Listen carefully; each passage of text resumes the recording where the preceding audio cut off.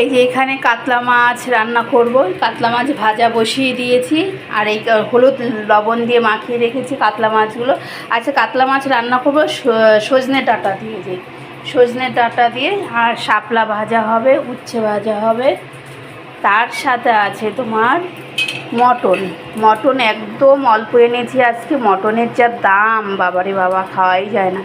এই যে মটন এনেছি, মটনের আলু দিয়ে পাতলা ঝোল করেছি, ছোট ছোট পিস করেছি এরকম করে, একদম ছোট ছোট পিস করেছি এরকম।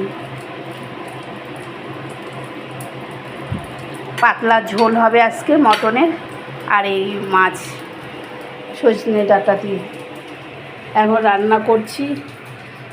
কত সবজি এনে রেখেছে, এই দেখো। আবার আরেকটা রান্না করবো, এই যে ওল কচু সেদ্ধ দিয়ে মাখাবো। ওল কচু সেদ্ধ দিয়ে মাখাবো, খুব ভালো লাগে। পেঁয়াজ লঙ্কা দিয়ে ভালো করে মাখালে না খুব টেস্ট হয়, খুব ভালো হয় খেতে। শুকনো লঙ্কা পেঁয়াজ ভেজে